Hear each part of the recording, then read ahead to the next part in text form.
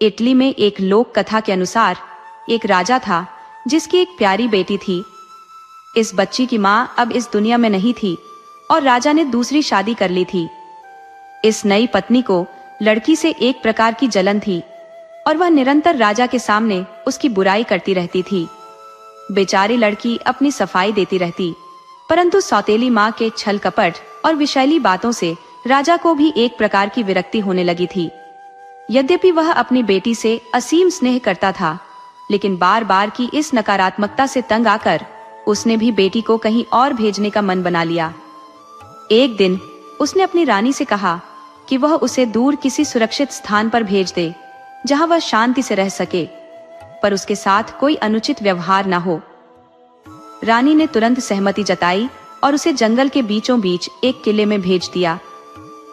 वहां कुछ दासियों की निगरानी में रखा गया, जिन्हें आदेश दिया गया कि लड़की न तो बाहर जाए और न ही खिड़की से बाहर झांक सके। इसके बदले उन्हें अच्छा वेतन भी दिया गया। राजकुमारी को एक सुंदर कक्ष में रखा गया जहां उसकी सभी आवश्यकताएं पूरी की गई। उसे सभी मनपसंद खाद्य सामग्री मिलती थी, बस उसकी स्वतंत्रता पर एक अघोषित रोक लग गई थी। परंतु दासिया, जो राजा द्वारा सुसज्जित थी, केवल अपनी ही सुख सुविधाओं में लिप्त थी और राजकुमारी की देखभाल में बिल्कुल भी दिलचस्पी नहीं लेती थी। उनकी केवल धन लोलुपता थी और लड़की की ओर ध्यान देने में वे उदासीन थी। राजा अक्सर रानी से पूछता रहता, हमारी बिटिया कैसी है, वह अपनी दुनिया में कैसी है। रानी ने एक दिन राजा को विश्वास दिलाने के लिए स्वयं किले का दौरा किया। जैसे ही वह पहुंची, दासिया भागते हुए आई और कहा कि राजकुमारी बहुत प्रसन्न और संतुष्ट है। रानी ने कुछ पलों के लिए राजकुमारी से मुलाकात की और उससे पूछा, तुम यहाँ सुखी हो ना, किसी चीज की आवश्यकता तो नहीं। फिर रानी ने राजा को जाकर बताया कि उसने कभी राजकुमारी को इतना प्रसन्न और संतुष्ट नहीं देखा था। ये कहकर मन का बोझ हल्का किया। इसके विपरीत राजकुमारी अपने कमरे में अकेलेपन में घिरी रहती थी, क्योंकि उसकी दासियां तो अपनी ही धुन में मशगूल रहती थी और अक्सर उसकी आंखों से ओझल ही रहती थी। बेचारी राजकुमारी अपना अधिकांश समय खिड़की के पास बैठकर ही बिताया करती थी। वह खिड़की पर झुकी रहती, कभी इतनी तन्मयता से खड़ी रहती कि उसकी कोहनियों के नीचे तकिए का भी उसे ध्यान नहीं रहता। इस उपेक्षा के कारण उसकी कोहनियों पर निशान पड़ गए थे। उसकी खिड़की जंगल की ओर खुलती थी और वह दिन भर जंगल के घने पेड़ों की पत्तियां, आसमान में बादल या नीचे से गुजरते शिकारियों के रास्ते को ही निहारती रहती थी। एक दिन उसी रास्ते पर एक राजकुमार जंगली सुअर का पीछा करते हुए आया। जब वह किले के निकट पहुंचा तो उसने देखा कि किले की चिमनी से धुआं उठ रहा है। उसकी स्मृति में यह किला वर्षों से वीरान था, अतः वहां से धुआं उठता देख वह ठिठक गया। उसकी नजर उस खिड़की पर गई जहां राजकुमारी बैठी थी। राजकुमारी को देख वह मुस्कुराया। लड़की ने भी उसे देखा। वह पीले रंग की शिकारियों वाली पोशाक पहने था, हाथ में बंदूक थामे हुए उसकी ओर देख मुस्कुरा रहा था। लड़की भी उसके मुस्कुराहट का उत्तर मुस्कान में दे बैठी। 1 घंटे तक दोनों बिना शब्दों के एक दूसरे को निहारते रहे, दूर से ही मुस्कुराते रहे। नजदीक होने का कोई माध्यम न होने पर भी वे अनकहे संवादों में बंधे थे। कुछ समय पश्चात राजकुमार वहां से चला गया। अगले दिन फिर से शिकार का बहाना बनाकर वह उस दिशा में आया। इस बार दोनों 2 घंटे तक मौन संवाद में लीन रहे। अब मुस्कुराहटों के साथ दिल पर हाथ रखकर अपने भाव प्रकट किए और रुमाल हिलाकर विदा ली। तीसरे दिन राजकुमार वहां 3 घंटे तक रुका। उस दिन दोनों ने हवा में चुम्बन भेजे और इस दिन बोले, प्रेम की मिठास बढ़ी। परंतु चौथे दिन जब राजकुमार फिर वहां आया तो एक जादूगरनी उन्हें एक पेड़ की ओट से देख रही थी। दोनों को देखकर वह हो करके हंस पड़ी। राजकुमार ने प्रश्न किया, तुम हंस क्यों रही हो, इसमें हास्य का क्या विषय है? जादूगरनी ने मुस्कान के साथ कहा, हंसी का विषय नहीं है, ये प्रेमी जो इतने प्रेम से जुड़े हैं, इतने दूर बैठे हैं, ये हंसी की बात नहीं है। राजकुमार ने पूछा, तो क्या तुम जानती हो कि मैं उससे कैसे मिल सकता हूँ? जादूगरनी बोली, तुम दोनों मुझे प्रिय हो, इसलिए मैं तुम्हारी सहायता अवश्य करूंगी, मैं तुम्हें मिलवाऊंगी। जादूगरनी ने किले की ओर कदम बढ़ाए और वहां पहुंचकर दरवाजे पर दस्तक दी। राजकुमारी की एक सेविका ने दरवाजा खोला तो जादूगरनी ने उसे एक प्राचीन पीले रंग के पृष्ठों वाली एक किताब पकड़ाते हुए कहा, यह किताब राजकुमारी के लिए है ताकि उसे पढ़कर वह अपना समय बिता सके। सेविका ने वह किताब उठाई और सीधे राजकुमारी के पास ले जाकर उसे थमा दी। राजकुमारी ने तुरंत किताब के पहले पन्ने को खोला और पढ़ने लगी। यह एक जादुई किताब है। जब तुम अगले पन्ने पलटोगी तो देखोगी कि कोई मनुष्य कैसे चिड़िया बन सकता है और चिड़िया से पुनः मनुष्य। किताब के अनोखे रहस्य ने उसे खिड़की की ओर खींचा और वह उसे वहीं ले जाकर पन्ने पलटते हुए उस ओर देखने लगी जहां पीले वस्त्रों में खड़ा राजकुमार मुस्कानली दिखाई दे रहा था। राजकुमार ने हाथ हिलाया और देखते ही देखते उसने अपने पंख उगा लिए और वह पीले रंग की एक कैनरी चिड़िया बन गया, बिल्कुल वैसा ही पीला जैसा वह पहनावा पहने था। अब चिड़िया के रूप में वह उड़कर राजकुमारी की खिड़की के निकट आ बैठा। राजकुमारी ने उसे तुरंत पकड़ लिया और यह सोचकर कि यह वही राजकुमार है, उसे चूम लिया। उसकी इस हरकत से उसका चेहरा लाज से सुर्ख हो गया। अब राजकुमारी उसे फिर से इंसान बनाने की सोचने लगी। उसने फौरन किताब खोली और पन्ने पलटे। कैनरी चिड़िया ने पंख फड़फड़ाए, बाहें फैलाईं और वह फिर से उसी शिकारी पोशाक में सुसज्जित राजकुमार बन गया। राजकुमार ने हल्की सी झुकते हुए कहा, मैं तुमसे बेहद प्रेम करता हूँ राजकुमारी। इसी प्रेमपूर्ण दृष्टि में दोनों शाम तक खोए रहे। अचानक राजकुमारी ने फिर किताब पढ़ी और राजकुमार की आंखों में देखा। इस बार वह फिर से कैनरी चिड़िया में बदल गया और उड़कर एक निचली शाखा पर जा बैठा। राजकुमारी ने तुरंत पन्ने पलटे और वह फिर से राजकुमार बन गया, जो वहां से कूदकर नीचे आ गया।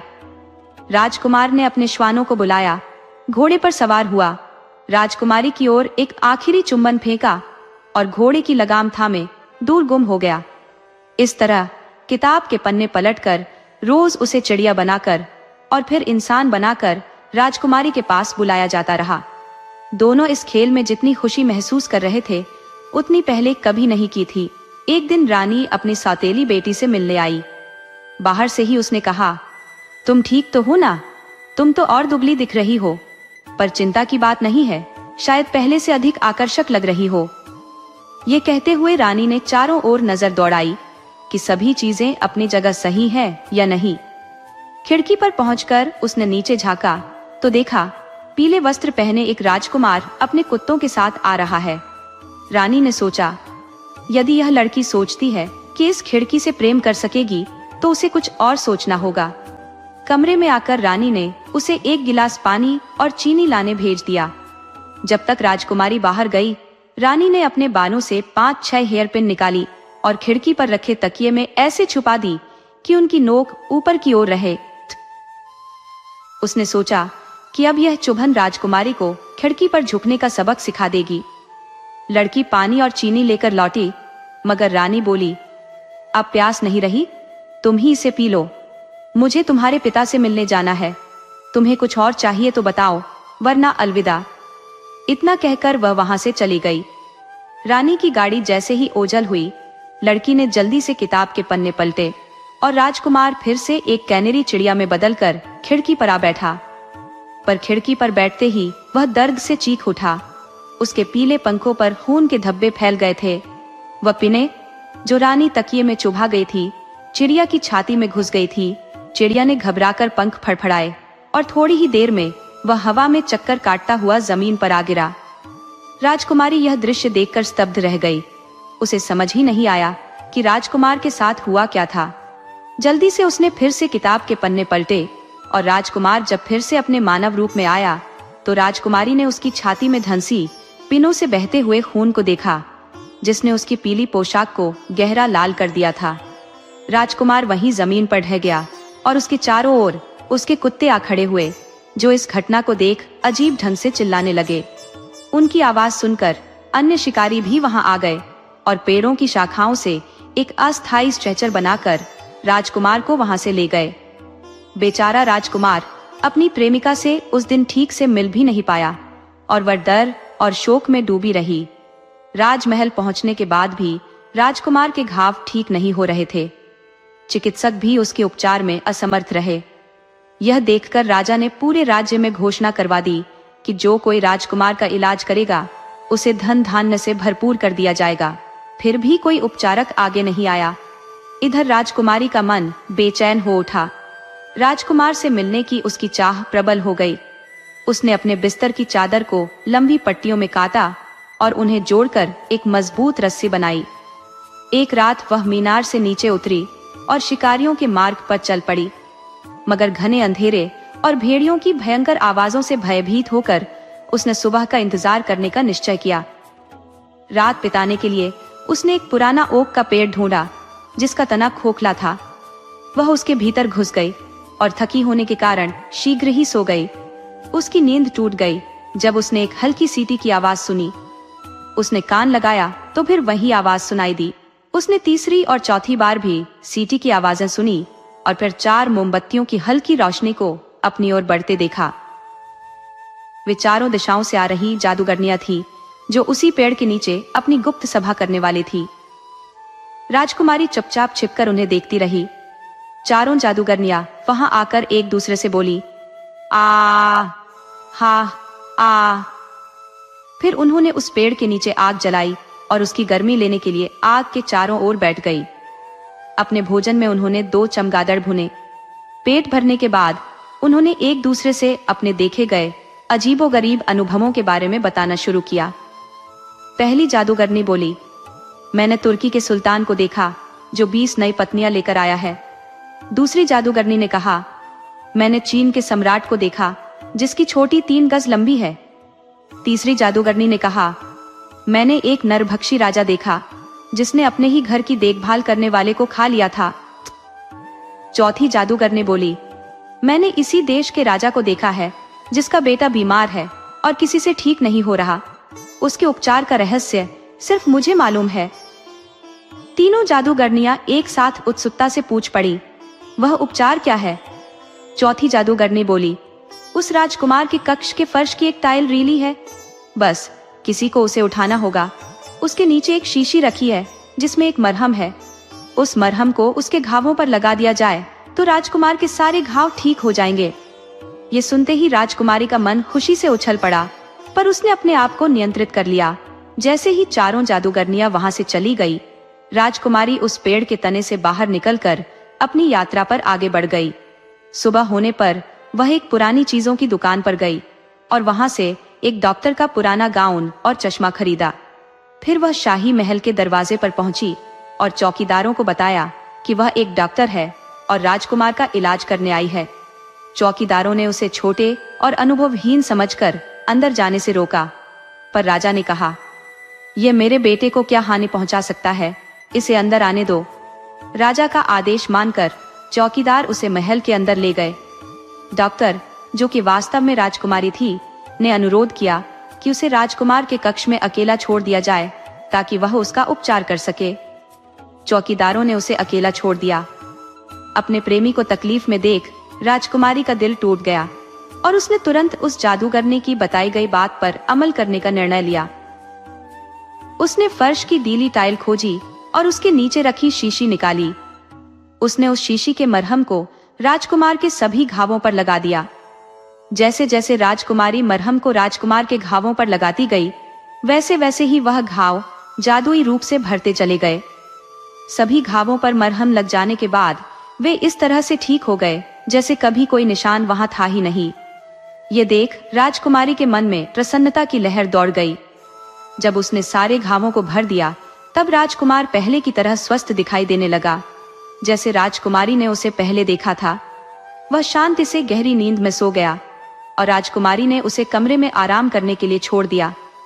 बाहर आकर उसने राजा से कहा, महाराज, अब आपका पुत्र सभी संकटों से मुक्त है। वह अब सुकून की नींद में है। राजा ने उस छोटे से वैद्य का आभार व्यक्त किया और कहा, तुमने मेरे पुत्र की रक्षा की है। तुम जो भी मांगना चाहो बेहिचक मांगो। मेरे राज्य की संपदा अब तुम्हारी है। डॉक्टर ने निवेदन किया, मुझे आपके राज्य की धन संपदा नहीं चाहिए। मुझे बस राजकुमार की वह ढाल दे दीजिए जिस पर शाही चिन्ह अंकित है, उसकी गदा और वह पीली जैकेट जिसमें खून के दाग लगे हैं। राजा ने सहर्ष वे तीनों चीजें उसे सौंप दी और वह डॉक्टर उन चीजों को लेकर वहां से चला गया। 3 दिन बाद राजकुमार फिर से शिकार पर निकला। जंगल के बीच बने उस दुर्ग से गुजरा, लेकिन उसमें इतनी हिम्मत न थी कि राजकुमारी की खिड़की की ओर देख सके। ये देख राजकुमारी ने तुरंत अपनी जादुई किताब उठाई और उसके पन्ने पलटना शुरू किया। उसके मंत्र के प्रभाव से राजकुमार के पास कोई विकल्प न रहा और वह कैनरी चिड़िया बनकर उड़ता हुआ राजकुमारी के कक्ष में पहुंच गया। कमरे में आते ही राजकुमारी ने किताब के पन्ने फिर से पलटे और राजकुमार अपनी मानवीय रूप में वापस आ गया। राजकुमार ने क्रोध में कहा, मुझे जाने दो। क्या यह काफी नहीं था कि तुमने मुझे उन पिनों से घायल किया? तुम्हारे कारण मुझे कितना दर्द सहना पड़ा। वास्तव में अब राजकुमार के मन में उसके प्रति घृणा जन्म ले चुकी थी और वह अपनी स्थिति का दोष भी उसी को दे रहा था। यह सुनकर राजकुमारी का हृदय जैसे टूट गया, पर उसने स्वयं को संभालते हुए कहा, पर तुम्हारी जान तो मैंने ही बचाई है। अगर मैं तुम्हें कष्ट पहुंचाना चाहती तो तुम्हारा उपचार क्यों करती? राजकुमार ने तीखे स्वर में कहा, तुमने मेरी जान नहीं बचाई। किसी विदेशी वैद्य ने मेरी रक्षा की, जिसने मेरे पिता से कोई धन संपदा नहीं मांगी, केवल मेरी ढाल, गदा और खून के निशानों वाली जैकेट मांगी थी। राजकुमारी ने तुरंत वे तीनों वस्तुएं सामने रख दी। ये हैं तुम्हारी वह तीनों वस्तुएं। वह वैद्य और कोई नहीं, मैं ही थी, और उन पिनों की साजिश मेरी सौतेली माँ की चाल थी। राजकुमार की नजरें उसकी आंखों में उलझ गई। वह बोल ही न सका। धीरे से उसके चरणों में झुक गया और कृतज्ञता व्यक्त की। अब उसका प्रेम पहले से भी प्रगाढ़ हो गया था। उसी शाम को उसने अपने माता पिता से जाकर कहा कि वह जंगल के दुर्ग में रहने वाली एक कन्या से विवाह करना चाहता है। उसके पिता ने असहमति जताते हुए कहा, तुम केवल किसी राजा की पुत्री से ही विवाह करोगे।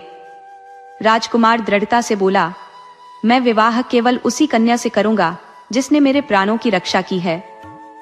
राजा को अंततः उसके निर्णय को स्वीकारना पड़ा और विवाह की भव्य तैयारियां आरंभ हो गई। राजकुमार के पिता ने दूर दूर से राजाओं और उनके परिवारों को आमंत्रित किया। राजकुमारी के माता पिता को भी बुलाया गया, परंतु उन्हें इस बारे में कोई सूचना नहीं दी गई। जब दुल्हन मंडप में आई तो राजकुमारी के पिता विस्मय से चीख पड़े, यह तो मेरी बेटी है। राजकुमार के पिता ने चकित होकर पूछा, क्या मेरे पुत्र की दुल्हन तुम्हारी पुत्री है? लेकिन उसने हमें यह क्यों नहीं बताया? राजकुमारी ने शांत किंतु कठोर स्वर में कहा, क्योंकि मैं स्वयं को उस पिता की संतान मानती ही नहीं जिसने मेरी सौतेली माँ के उकसाने पर मुझे कारागार में डलवा दिया। उसने रानी की ओर संकेत किया। अपनी बेटी के साथ हुए अन्याय को सुनकर राजा का हृदय पिघल गया और उसे अपनी दूसरी पत्नी पर असीम क्रोध आया। महल लौटते ही उसने अपनी दूसरी पत्नी को कारावास में डालने का आदेश दे दिया। यह शाही विवाह अत्यंत धूमधाम से संपन्न हुआ और उत्सव के इस उल्लास में केवल सौतेली माँ की अनुपस्थिति रही। दोस्तों, आपको कहानी कैसी लगी? अपने सुझाव कमेंट करना न भूले। तो चलिए आज की अगली कहानी शुरू करते हैं।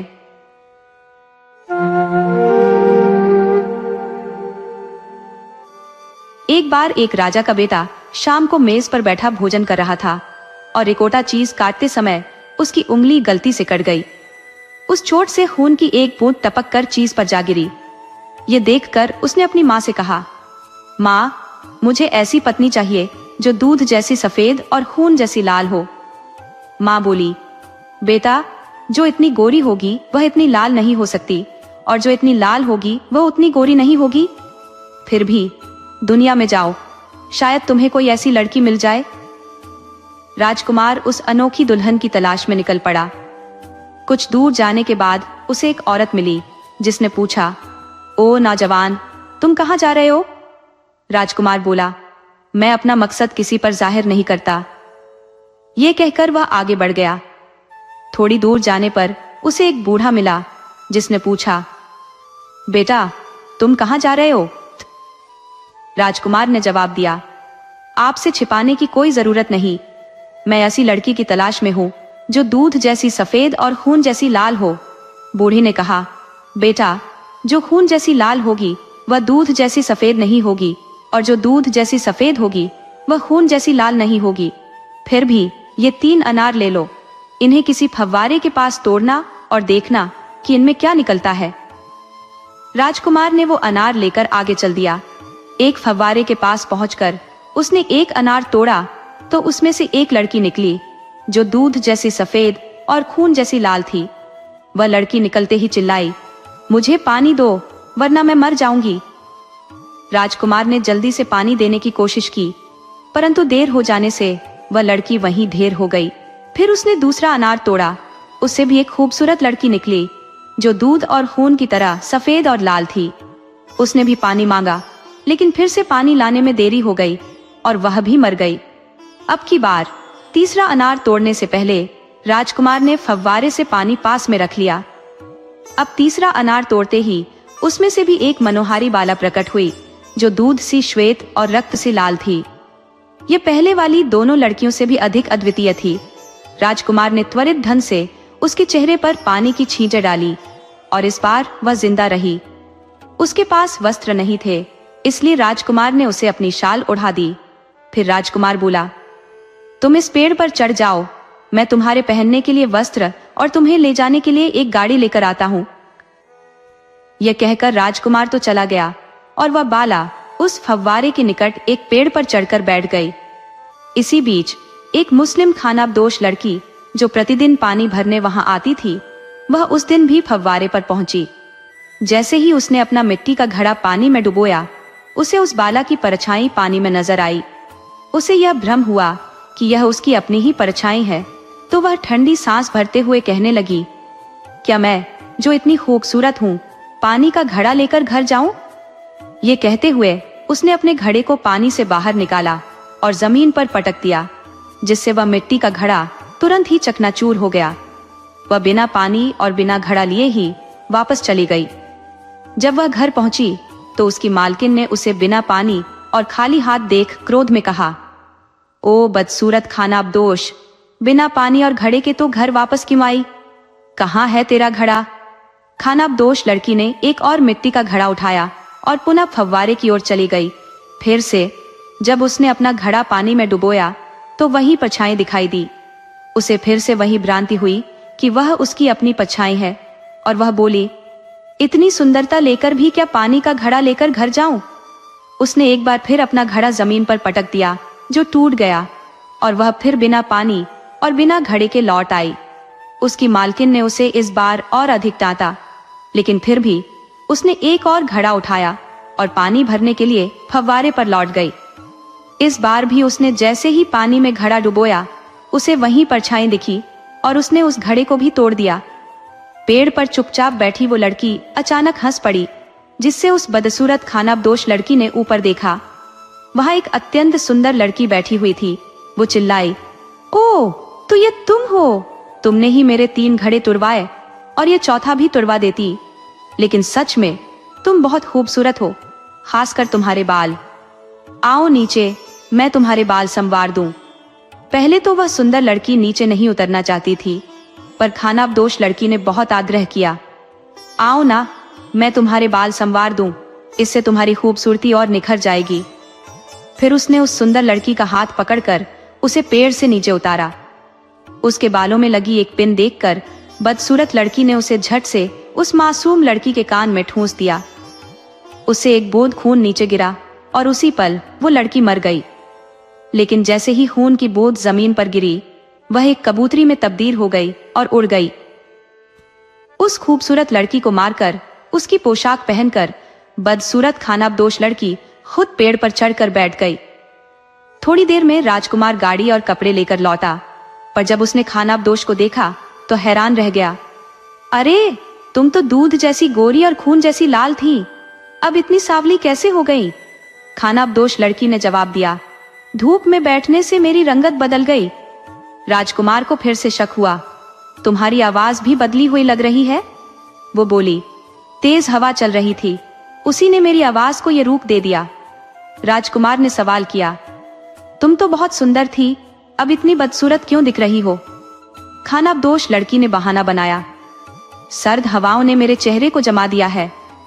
राजकुमार को उसके जवाबों पर यकीन हो गया कि यह वही लड़की है जिसे वह छोड़कर गया था। उसने उसे गाड़ी में बिठाया और महल ले गया, जहां उससे विवाह कर लिया। अब वह उसकी पत्नी बन गई।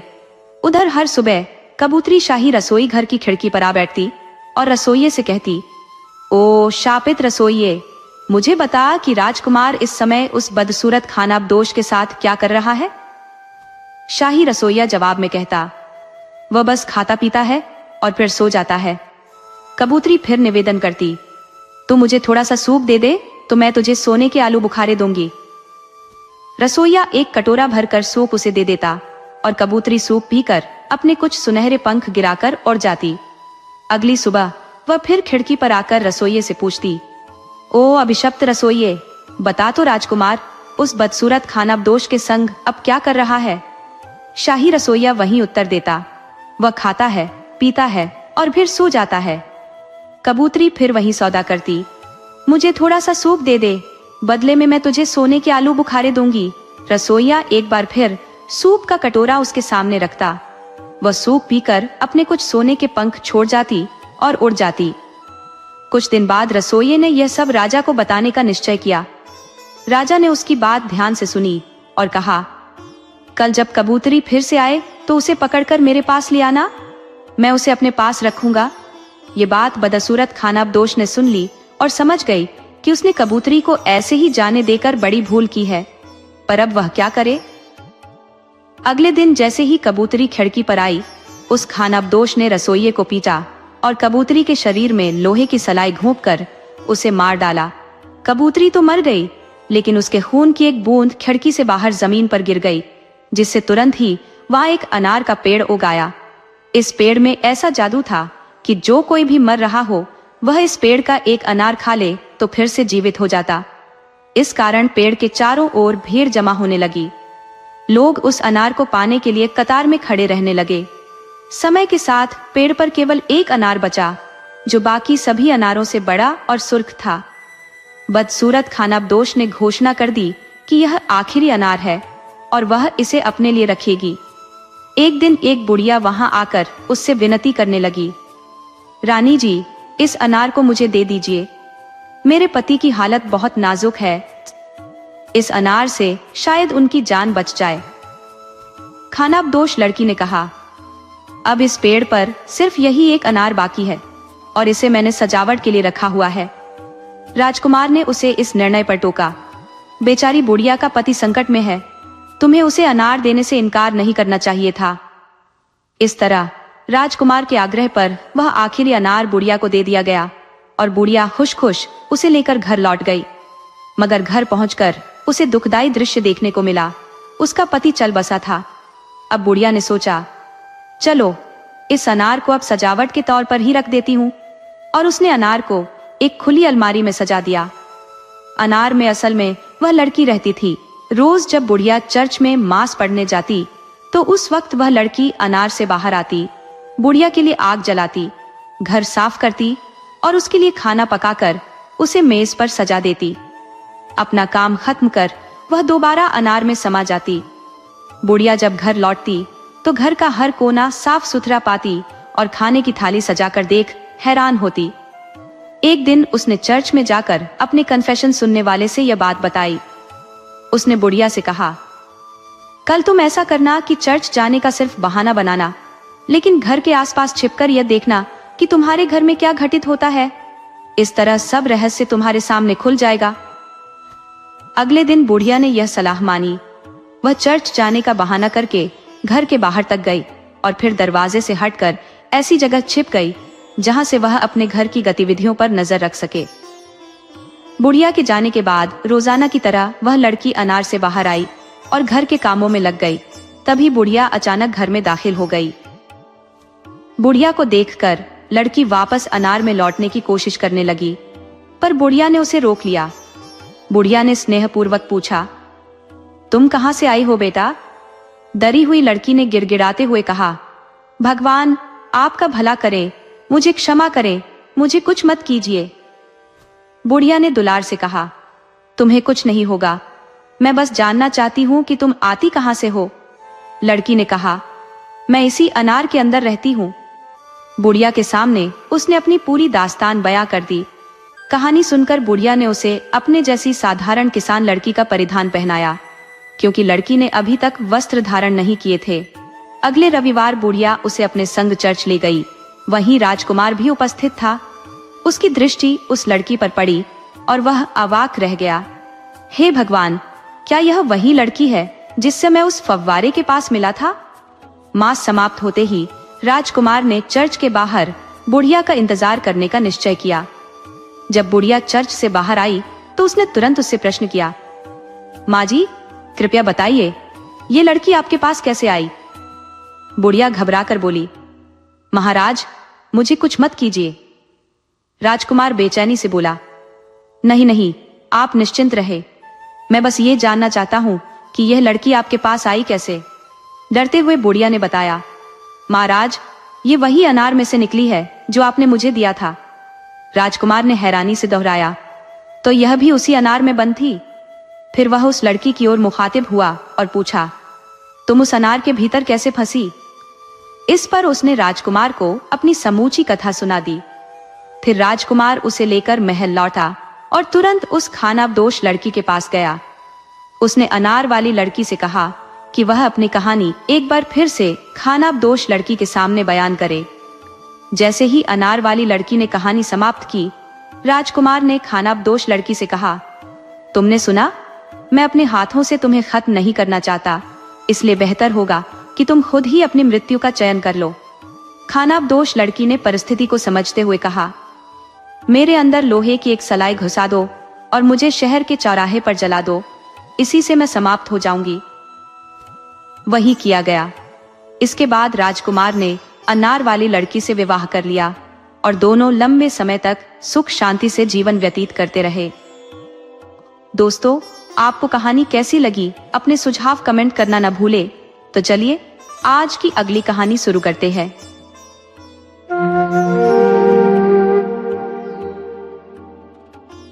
बहुत समय पहले की बात है। एक लड़का था जो भेड़ें चराने का काम करता था। वह लड़का आकार में तो ऐसा छोटा था मानो एक छोटी कीट से अधिक न हो। एक दिन जब वह अपने रेवड़ को चराने के लिए खुले मैदान की ओर जा रहा था, उसने राह में एक महिला को देखा जो अंडों की टोकरी उठाए उन्हें बेचने के लिए बाजार की ओर चली जा रही थी। उसे देखकर उसके मन में एक शरारत ने जन्म लिया। उसने एक पत्थर उठाकर उस महिला की टोकरी की ओर फेंक दिया, जिससे टोकरी में रखे सभी अंडे एक ही झटके में टूटकर बिखर गए। यह देख महिला को बहुत क्रोध आया और उसने लड़के को शाप दे दिया, तुम कभी बड़े नहीं होगे जब तक 3 गाने वाले सेबों की रानी सुंदर बरगैगलीना को ढूंढ नहीं लाओगे। उस दिन के बाद लड़के का विकास थम सा गया। वह और अधिक दुबला पतला होता चला गया। उसकी माँ उसकी देखभाल में कोई कसर न छोड़ती। फिर भी लड़का हर रोज और भी क्षीण होता जा रहा था। आखिर एक दिन उसकी माँ ने उससे पूछा, बेटा, तेरा यह हाल क्यों हो रहा है? क्या तूने किसी का अनिष्ट किया है जो तुझे शाप मिला हो? तू बढ़ता क्यों नहीं? तब लड़के ने अपने किए अपराध की पूरी कथा माँ को सुनाई कि कैसे उसने उस अंडे बेचने वाले की टोकरी में पत्थर मारा था और अंडों को चकनाचूर कर दिया था। उसने महिला के शापित शब्द भी दोहराए, तुम बड़े कभी नहीं होगे जब तक 3 गाने वाले सेबों की सुंदर बरगैगलीना को नहीं खोज लाओगे। माँ ने कहा, यदि यही कारण है तो तुम्हारे पास एक ही उपाय है बेटे, कि तुम 3 गाने वाले सेबों की उस अद्भुत बरगैगलीना की खोज करो। ये सुनकर वह लड़का 3 गाने वाले सेबों की सुंदर बरगैगलीना की खोज में निकल पड़ा। चलते चलते वह एक पुल के पास पहुंचा। वहां उसने एक महिला को देखा जो एक अखरोट के खोल में बैठी झूला झूल रही थी। उसने लड़के को देखा तो पूछ बैठी, कहाँ जा रहे हो? चरवाहे ने जवाब दिया, मैं एक दोस्त हूँ, मेरी पलक उठा दो ताकि मैं तुम्हें देख सकूं। चरवाहे ने उसकी पलक ऊपर उठाई तो उसने पूछा, तुम कहाँ जा रहे हो? मैं 3 गाने वाले सेबों की सुंदर बरगैगलीना की तलाश में हूँ। क्या तुम्हें उसके बारे में कुछ पता है? नहीं, मुझे उसका कोई पता नहीं है, महिला ने उत्तर दिया, लेकिन यह पत्थर ले जाओ, शायद तुम्हारे काम आए। इतना कहकर उसने चरवाहे को एक पत्थर सौंप दिया। चरवाहे ने उसे लिया और आगे बढ़ गया। आगे बढ़ते हुए उसे एक और पुल मिला जहां एक और नन्ही सी स्त्री एक अंडे के खोल में बैठकर स्नान कर रही थी। उसने भी आवाज लगाई, यहाँ कौन गुजर रहा है? चरवाहे ने उत्तर दिया, मैं एक दोस्त हूँ। उसने कहा, मेरी पलक उठा दो ताकि मैं तुम्हें देख सकूं। चरवाहे ने उसकी पलक उठा दी। उसने उसे ध्यान से देखा और फिर पूछा, तुम कहाँ का रुख कर रहे हो? चरवाहे ने कहा, मैं 3 गाने वाले सेबों की सुंदर बरगैग लीना की खोज में निकला हूँ। क्या तुम उसके बारे में कुछ जानती हो? नहीं, मुझे तो उसका कोई सुराग नहीं है, लेकिन यह हाथी दांत की कंघी ले जाओ, शायद यह तुम्हारे काम आ जाए। इतना कहकर उसने चरवाहे को कंघी थमा दी। चरवाहे ने कंघी अपनी जेब में रखी, उसे धन्यवाद दिया और आगे बढ़ गया। रास्ते में वह एक नाले के किनारे पहुंचा, जहां एक व्यक्ति अपने थैले में कोहरा भर रहा था। चरवाहे ने उससे भी पूछा कि क्या वह 3 गाने वाले सेबों की सुंदर बरगैग लीना के बारे में जानता है। उस व्यक्ति ने भी जवाब में कहा कि वह उससे अपरिचित है। हालांकि उसने चरवाहे को एक मुट्ठी भर कोहरा देकर कहा, इसे साथ ले जाओ, शायद तुम्हारे सफर में सहायता करे। चरवाहे ने कोहरा थैले में रखा, धन्यवाद किया और आगे बढ़ गया।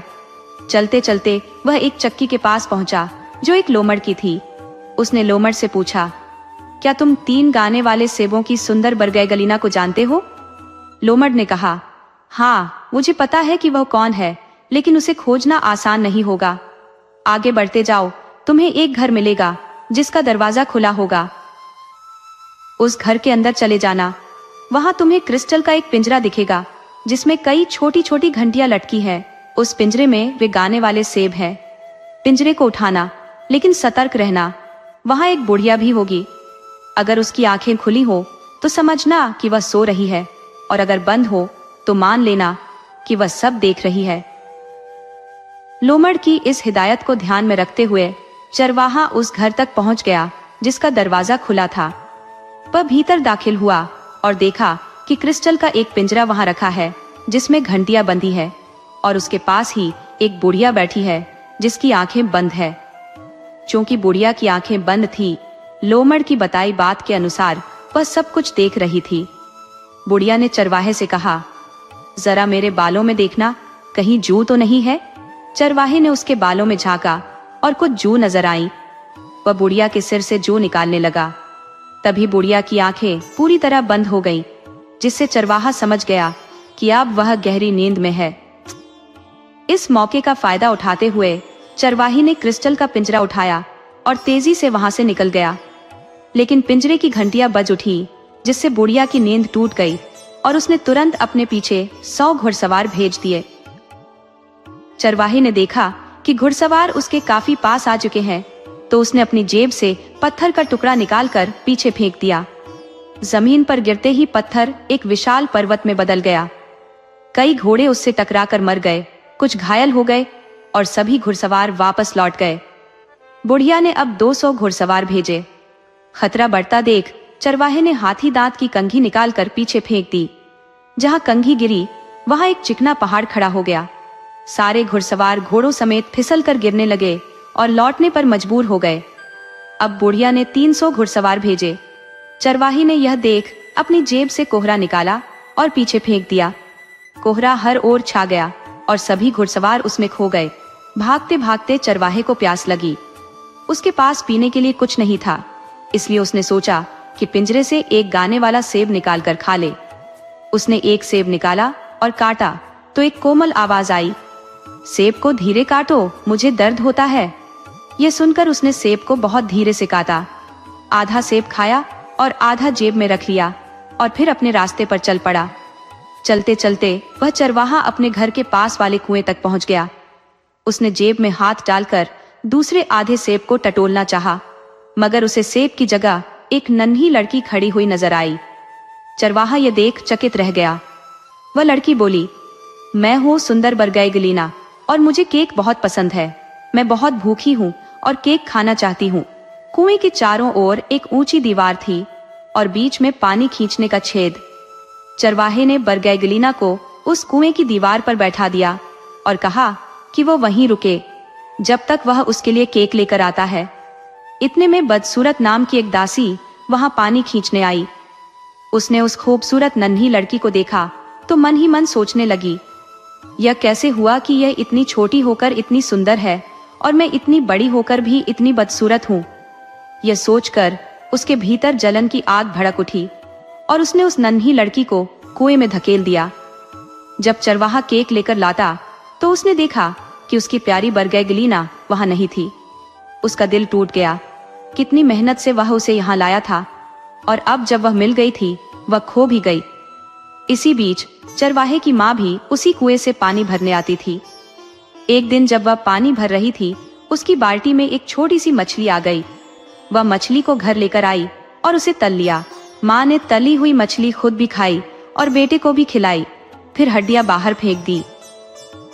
जहाँ मछली की हड्डियां गिरी, वहाँ एक पेड़ उग आया। समय के साथ वह पेड़ इतना विशाल हो गया कि उसने चरवाहे के घर की रोशनी तक ढक दी। ये देख चरवाहे ने उस पेड़ को काट डाला और उसकी लकड़ियों को जलाने के लिए घर में रख लिया। समय बीतने के साथ उसकी माँ का निधन हो गया और अब वह अकेला रह गया। वह दुबला होता जा रहा था, मगर बड़ा होने के लिए चाहे जो करता, बढ़ ही नहीं पा रहा था। रोज सुबह वह घास के मैदानों में जाता और रात में लौटता। घर आकर वह यह देख चकित रह जाता कि सुबह जो बर्तन गंदे छोड़ गया था, वे सब साफ सुथरे रखे थे और घर भी चमक रहा था। चरवाहे ने सोचा कि यह राज जानने के लिए उसे एक बार घर में ही रुकना पड़ेगा। अगले दिन उसने बाहर जाने का बहाना किया, लेकिन खुद को दरवाजे के पीछे छिपा लिया और निगाहें जमाए देखता रहा कि उसके पीछे घर में कौन आता है।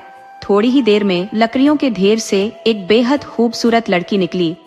उसने चरवाहे के सारे बर्तन साफ किए, घर की सफाई की, बिस्तर दुरुस्त किया, फिर अलमारी खोलकर केक भी खा लिया। उसी वक्त चरवाहा बाहर छलांग लगाकर आया और उससे पूछा, तुम कौन हो और यहाँ कैसे आई हो? लड़की ने जवाब दिया, मैं हूँ सुंदर बरगैगलीना, वही लड़की जिसे तुमने अपनी जेब में रखे आधे सेब में पाया था। जब तुम मुझे कुएं पर छोड़ गए तो एक बदसूरत दासी आई और उसने मुझे कुएं में धकेल दिया। कुएं में गिरकर मैं मछली बन गई। फिर तुम लोगों ने मुझे तलकर खा लिया और मेरी हड्डियां बाहर फेंक दी। जहां मेरी हड्डियां गिरी, वहां एक पेड़ उगाया। तुमने उस पेड़ को काट कर उसकी लकड़ी अपने घर में रख ली। अब जब तुम घर में नहीं होते तो मैं फिर से सुंदर बरगैगलीना बन जाती हूँ। ये सुनकर चरवाहा खुशी से झूम उठा। उसे उसकी बरगैगलीना फिर से मिल गई थी। अब चरवाहा दिन दूनी रात चौगुनी तरक्की करने लगा और उसके साथ बरगैगलीना भी बढ़ने लगी। जल्द ही चरवाहा एक सुंदर नौजवान बन गया और बरगैगलीना भी बड़ी होकर और भी सुंदर हो गई। दोनों ने शादी कर ली और सदा के लिए खुशी खुशी साथ रहने लगे। दोस्तों, आपको कहानी कैसी लगी? अपने सुझाव कमेंट करना न भूले। तो चलिए आज की अगली कहानी शुरू करते हैं।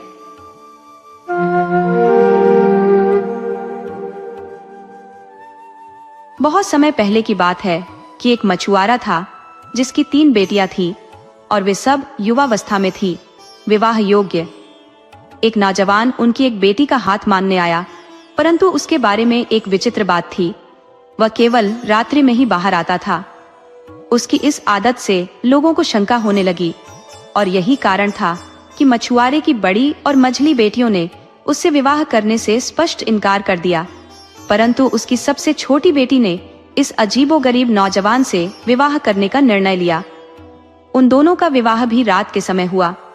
जैसे ही वे दोनों एकांत में हुए, पति ने अपनी पत्नी से कहा, मुझे तुमसे एक गहन रहस्य साझा करना है।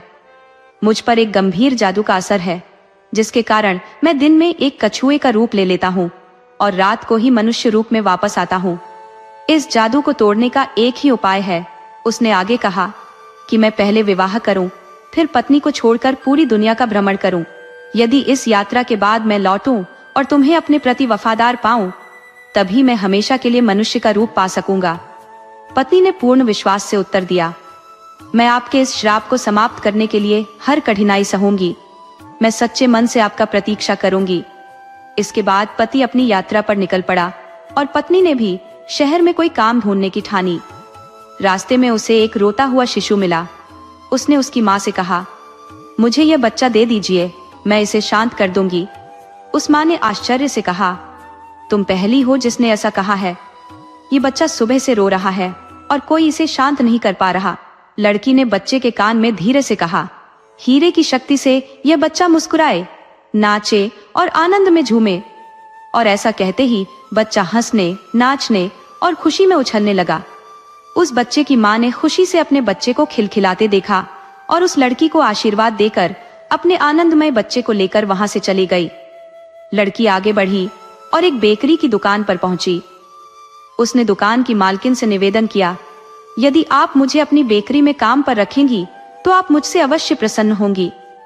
बेकरी की मालकिन ने उसकी बातों से प्रभावित होकर उसे काम दे दिया और वह वहां ब्रेड बनाने लगी।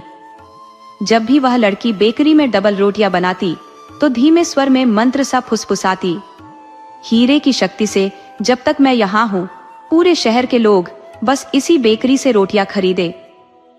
और यह बात जैसे जादू बन गई। उसी दिन से दुकान में इतनी भीड़ उमड़ पड़ी कि उसे एक पल की भी फुर्सत नहीं मिलती थी। पूरे शहर के लोग अब उसी दुकान से रोटियां खरीदने लगे थे। इसी बेकरी पर 3 युवक भी नियमित रूप से रोटी लेने आते थे। इन युवकों ने जब उस लड़की को देखा तो तीनों ही उसके आकर्षण में पड़ गए और प्रेम करने लगे। कुछ समय बाद पहले युवक ने उसे प्रस्ताव दिया, यदि तुम मुझे अपने साथ एक रात बिताने दो तो मैं तुम्हें 1000 फ्रैंक दूंगा। दूसरे ने कहा, मैं इसके लिए 2000 फ्रैंक दूंगा। और तीसरे युवक ने कहा, मैं तुम्हें 3000 फ्रैंक दूंगा। लड़की ने तीसरे युवक से 3000 फ्रैंक स्वीकार किए और उसे रात को बेकरी में बुलाया। जब वह आया तो लड़की बोली, तुम यहीं ठहरो, मैं अभी आती हूँ, मुझे आटे में खमीर मिलाना है। जब तक तुम यहाँ हो जरा ये आटा गूंद दो। वह युवक आटा गूंदने लगा, पर हीरे की जादुई ताकत के कारण उसके हाथ आटे से अलग ही नहीं हो पाए और वह बेचारा पूरी रात आटा गूंदता ही रहा। सुबह हुई तो लड़की बोली, आखिरकार तुमने आटा गूंद ही लिया, लेकिन अफसोस है कि तुम्हें इसमें इतनी देर लग गई। और चूंकि सुबह हो गई थी उसने उसे वहीं से वापस भेज दिया। फिर उसने दूसरे युवक, जिसने 2000 फ्रैंक दिए थे, को रात में बुलाया और उससे कहा, ओवन की आग न बुझ जाए, इसके लिए रात भर धौंकनी चलाते रहो। वह युवक भी हीरे की ताकत के वशीभूत होकर पूरी रात धौंकनी चलाता रहा।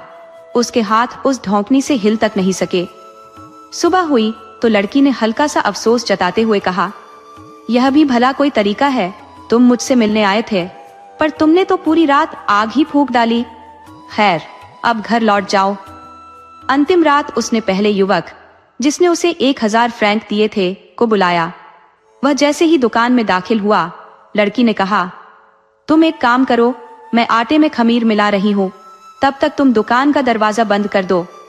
युवक ने दरवाजा बंद करने की कोशिश की, पर हीरे की ताकत से दरवाजा बार बार खुलता जाता और वह बंद करने की कोशिश में ही रात भर लगा रहा।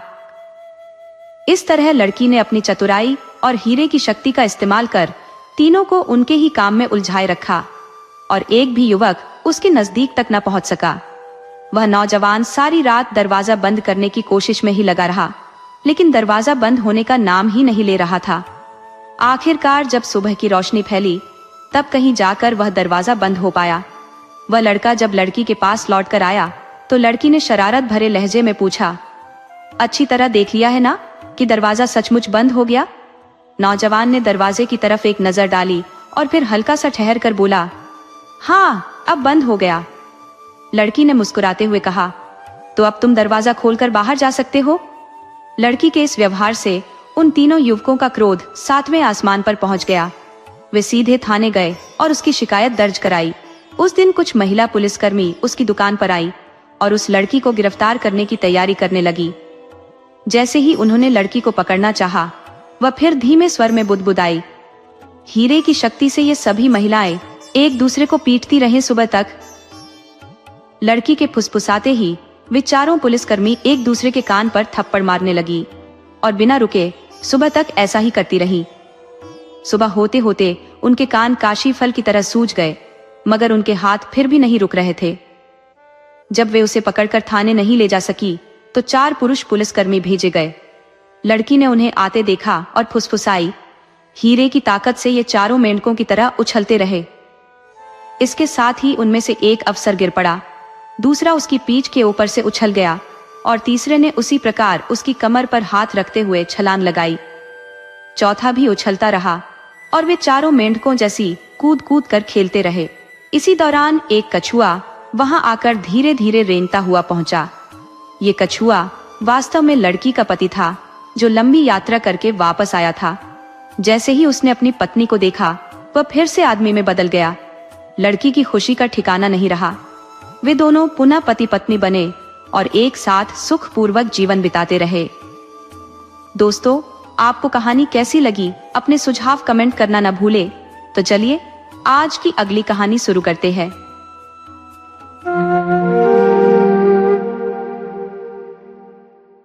एक समय की बात है, एक राजा था जिसकी 3 बेटियां थी।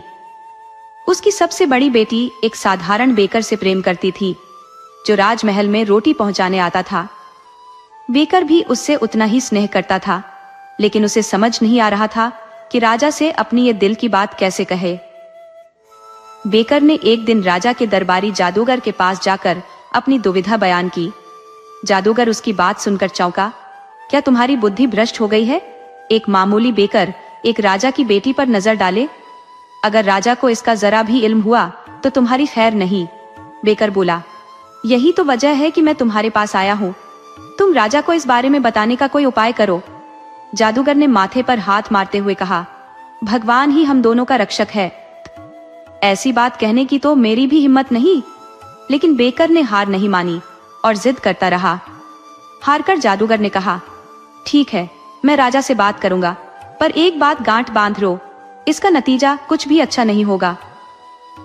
जादूगर एक उपयुक्त दिन का इंतजार करता रहा और अंततः जब राजा का मिजाज अच्छा था, उसने बात छेड़ी। महाराज, अगर आप इजाजत दें तो मैं एक खास बात कहने का साहस करूं? राजा ने हंसते हुए कहा, बोलो, मैं नाराज नहीं होऊंगा। जादूगर ने बेकर का हाल राजा के सामने रख दिया। ये सुनते ही राजा का चेहरा पीला पड़ गया।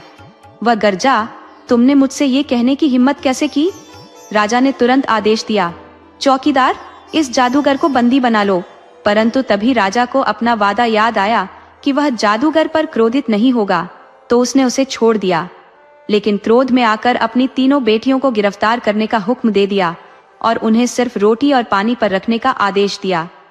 6 महीने तक बेटियां इसी कठोर सजा में रही। फिर राजा को लगा कि अब तक तो उन्हें समझ आ गई होगी, इसलिए उन्हें कुछ खुली हवा में भेजने का सोचा। राजा ने नौकरों के साथ एक बंद गाड़ी में बेटियों को एक बड़ी सड़क पर घुमाने के लिए भेजा।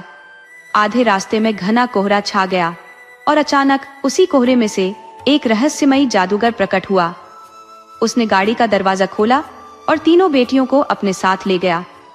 जब कोहरा छुनता और नौकरों ने चारों ओर नजर दौड़ाई तो देखा कि तीनों राजकुमारियां लापता थीं और गाड़ी एकदम खाली पड़ी थी। उन्होंने इधर उधर पुकारा, हर कोने में खोजा, परंतु राजकुमारियों का कोई नाम ओ निशान नहीं मिला। निराश होकर वे खाली गाड़ी लेकर महल लौट आए। राजा ने अब एक फरमान जारी किया, जो भी व्यक्ति तीनों बेटियों का पता लगाकर उन्हें वापस लाएगा, उसे उनमें से किसी एक से विवाह का अधिकार प्राप्त होगा। उधर बेकर को महल से निष्कासित कर दिया गया था। महल से बाहर आने के बाद वह अपने 2 मित्रों के साथ यात्रा पर निकल पड़ा। एक शाम जब वे जंगल से गुजर रहे थे, उन्होंने एक मकान में रोशनी देखी। उन्होंने दरवाजा खटखटाया और दरवाजा पहले से ही खुला था। बिना किसी प्रयास के दरवाजा धीरे से खुल गया और वे भीतर प्रवेश कर गए। अंदर जाकर वे सीढ़ियां चढ़े, परंतु वहां कोई नजर नहीं आया। एक मेज सजी हुई थी, उस पर 3 आदमियों के लिए भोजन परोसा हुआ था। उन्होंने मेज पर बैठकर तसल्ली से खाना खाया। फिर उन्हें 3 सोने के कमरे दिखाई दिए, जिनमें 3 बिस्तर लगे थे। तीनों दोस्त जाकर वहां सो गए। सुबह उठे तो देखा कि उनके बिस्तरों के पास 3 बंदूकें रखी थी। रसोई में कच्चा भोजन सामग्री रखा हुआ था, परंतु वह पकाया नहीं गया था। उन्होंने तय किया कि 2 व्यक्ति शिकार पर जाएंगे और एक व्यक्ति घर पर रहकर खाना बनाएगा। बेकर उन 2 में से एक था जो शिकार पर जाने वाला था और उनका एक मित्र घर पर रुक गया। जो मित्र घर पर खाना बनाने के लिए रुका, उसने रसोई में जाकर आग जलानी चाहिए। जैसे ही उसने कोयला चिमनी में रखा, तभी ऊपर से एक सुनहरी गेंद उछलती हुई उसके पैरों के पास आ गिरी और वहीं ठहर गई। उसने उसे हटाने की कोशिश की, परंतु गेंद तस से मस नहीं हुई। यहाँ तक कि उसने ठोकर मारी, पर वह हर बार फिर से उसके पैरों के पास आकर रुक जाती।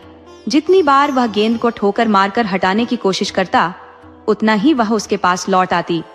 आखिरकार उसने जोर से एक ठोकर मारी और गेंद टूट गई। अंदर से एक टेढ़ी मेढ़ी छड़ी पकड़े एक छोटा सा कुबड़ा निकल आया। वह कुबड़ा इतना छोटा था कि उसके सिर का ऊपरी हिस्सा उस व्यक्ति के घुटनों तक ही पहुंच पाता था, परंतु उस छोटे कुबड़े ने अपनी टेढ़ी मेढ़ी छड़ी से आदमी पर इतनी जोर से प्रहार किया कि वह वहीं जमीन पर गिर पड़ा और उसकी एक टांग में घाव भी हो गया। इसके बाद वह कुबड़ा वापस गेंद के भीतर घुस गया। गेंद फिर से बंद हुई और चिमनी के रास्ते से निकलकर गायब हो गई। बेचारा आदमी घायल अवस्था में हाथ पैर घसीटते हुए किसी तरह अपने कमरे में पहुंचा और बिस्तर पर लेट गया। भोजन पकाने का ख्याल उसके मन में अब दूर दूर तक नहीं था, क्योंकि वह स्वभाव से स्वार्थी था तो उसे केवल अपनी पीड़ा ही नजर आई। उसने सोचा कि अगर उसे चोट लगी है तो उसके दोस्तों को भी यही भुगतना चाहिए। शाम को जब उसके दोनों साथी शिकार से लौटे तो उन्होंने देखा कि न तो खाना तैयार था और न ही उनका मित्र ठीक था। वह बिस्तर पर पड़ा हुआ था। जब उन्होंने उससे पूछताछ की तो उसने बात को हल्के में लेते हुए कहा, कुछ खास नहीं, बस यहाँ के खराब कोयले के कारण थोड़ी बेचैनी हो गई थी जिससे गिर गया था।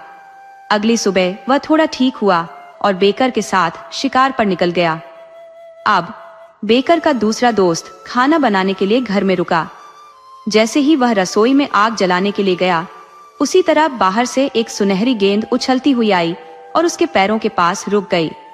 उसने भी गेंद को दूर फेंकने के लिए कई बार ठोकर मारी, लेकिन गेंद बार बार वापस उसके पैरों के पास लौट आती। आखिरकार उसने पूरी ताकत से एक जोरदार ठोकर मारी, जिससे गेंद फट गई और वही छोटा कुबड़ा अपनी छड़ी के साथ बाहर निकल आया। उसने भी उस दोस्त पर छड़ी से इतने प्रहार किए कि वह भी अधमरा सा हो गया और किसी तरह अपने बिस्तर तक जा पहुंचा। शाम को जब दोनों दोस्त शिकार से लौटे तो देखा कि न खाना बना था और न ही उनका दोस्त ठीक था। वह भी बिस्तर में पड़ा था। जब उनसे पूछा गया कि क्या हुआ तो उसने भी यही जवाब दिया कि यहाँ के खराब कोयले के कारण उसे थोड़ी चक्कर सी आ गई, गिर पड़ा और चोट लग गई। बेकर ने सोचा, ये बात तो मुझे समझ में नहीं आई। अब मैं खुद घर पर रहूंगा और देखूंगा आखिर माजरा क्या है। पहले दोनों दोस्त हंसकर बोले, हाँ हाँ, तुम भी रहकर देख लो, तुम्हें भी इसी तरह चक्कर आ जाएंगे। अगले दिन बेकर खाना बनाने के लिए घर पर रह गया, जबकि बाकी दोनों साथी शिकार पर चले गए। बेकर जब आग जलाने के लिए रसोई में गया तो अचानक उसके पैरों के बीच में एक सुनहरी गेंद आकर उछलने लगी। वह ऊपर नीचे कूदती रही और बेकर ने तुरंत एक कुर्सी पर चढ़कर खुद को सुरक्षित कर लिया। लेकिन वह गेंद भी कुर्सी पर चढ़कर उसके पास पहुंच गई। फिर वह एक मेज पर चढ़ गया और गेंद वहां भी पहुंचकर उछलने लगी। फिर बेकर ने कुर्सी को मेज पर रखकर उस पर खड़ा हो गया और एक मुर्गी के पंख नोचने लगा ताकि वह गेंद उसकी कुर्सी के पैरों के बीच में शांति से उछलती रहे। थोड़ी देर बाद गेंद थक कर रुक गई और उसमें से वही छोटा कुबड़ा बाहर निकला। कुबड़ा बोला, अरे नौजवान, तुम तो बड़े समझदार निकले। तुम्हारे दोस्तों ने मुझे ठोकर मारी, इसलिए मैंने उनकी पिटाई की, लेकिन तुमने ऐसा नहीं किया, इसीलिए मैं तुम्हारी मदद करूंगा। बेकर ने खुशी से कहा, बहुत अच्छा, पहले तो तुम खाना बनाने में मेरी मदद करो। तुमने मेरा काफी वक्त पहले ही जाया कर दिया है। हाँ, जाओ, मेरे लिए लकड़ी लेकर आओ और जब मैं उसे काटूं तो उसे पकड़कर रखना। कुबड़ा लकड़ी का एक बड़ा लट्ठा उठा लाया और उसे सीधा रखने के लिए उस पर झुक गया। बेकर ने अपनी कुल्हाड़ी उठाई, लेकिन उसने लकड़ी को काटने के बजाय एक झटके में कुबड़े की गर्दन पर कुल्हाड़ी चला दी। कुबड़े का सिर अलग होकर गिर गया और वह वहीं खत्म हो गया। उसका शरीर उठाकर बेकर ने कुएं में फेंक दिया। शाम को जब उसके साथी शिकार से लौटे तो बेकर बोला, यह सब खराब कोयले की वजह नहीं थी, बल्कि तुम लोगों को उस कुबड़े की मार का सामना करना पड़ा था। दोस्त हैरान होकर बोले, क्या उसने तुम्हें नहीं मारा? नहीं, बल्कि मैंने ही उसका सिर काट दिया और उसका शरीर कुएं में फेंक दिया। दोस्तों को यकीन नहीं हुआ तो बेकर ने कहा, अगर विश्वास नहीं हो रहा तो मुझे कुएं में उतार दो, मैं तुम्हें उसका सबूत निकाल कर दिखा दूंगा। उन्होंने बेकर की कमर में रस्सी बांधी और उसे कुएं में उतारा। आधे रास्ते में कुएं में एक बड़ी खिड़की दिखाई दी, जिससे रोशनी बाहर आ रही थी। बेकर ने खिड़की से अंदर झांका तो देखा कि राजा की तीनों बेटियां एक बंद कमरे में बैठी सिलाई कढ़ाई कर रही थी। राजा की बेटियों को देखकर बेकर का चेहरा खिल उठा।